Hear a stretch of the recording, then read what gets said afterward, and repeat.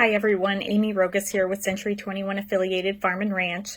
Today I wanted to talk to you about when you receive multiple offers and when it's good to call for highest and best and when it might not be the best thing to do. So a lot of people think that when you receive multiple offers, there will be a bidding war.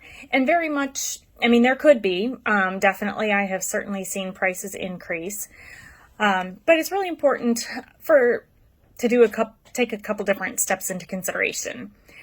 First and foremost, when you have multiple offers that come in at the same time, definitely important to weigh each part of the offer. So not only sale price, which granted that's typically the biggest factor, but also flexibility on closing date.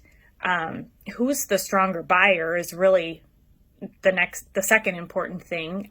If one is a cash offer versus if one is contingent on financing versus if one is contingent on financing and a home to sell or close on.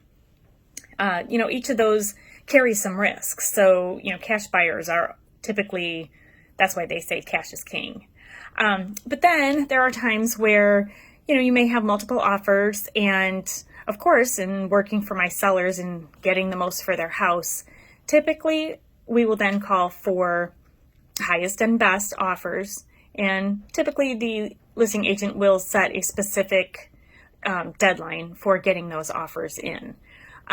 So what I've experienced in the past is couple different things. My very first experience in calling for highest and best resulted in one of the buyers backing out, which I was not expecting at all. And I thought, oh no, because it was a good offer.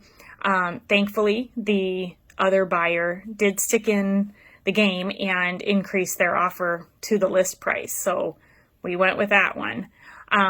But even if a buyer does back out, doesn't mean that us agents can't still go back to the other agent and say, hey, yours really was the best and we want to work with your deal. Also, even when you do call for highest and best, and if you get some increased offers, doesn't mean you have to take one of those offers.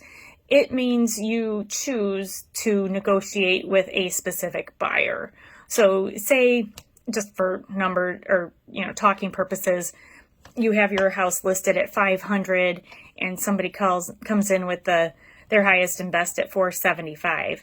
It doesn't mean that you have to take 475. You can obviously decline that as well, but you could also say, hey, I want to work with you because so far you're the best, but I'm really looking for, and then you can make them the counter offer of 490 or whatnot.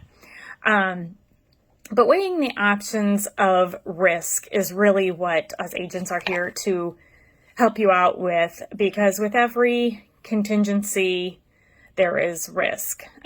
There's certainly different steps to the contract where buyers can back out, less steps where sellers can back out. And one of the buyers, they can back out after home inspection if they decide that there's home inspection issues that are too large to deal with. And they can also, obviously have the right to cancel the contract if it doesn't appraise out. So that's why cash is king, because cash buyers don't need an appraisal. But so long story short, if you do have multiple offers, good for you. Typically, we do want to call for highest and best to get you the most that we can for your property, but it doesn't always work because some people do not want to be in a bidding war and playing that game. And honestly, it can very well be a game. So hope that helps. I hope you do get multiple offers on your property, but look at the offers carefully, weigh what the risks are versus the rewards, and choose what's best for you. All right, that's it for today. Talk to you next time. Bye-bye.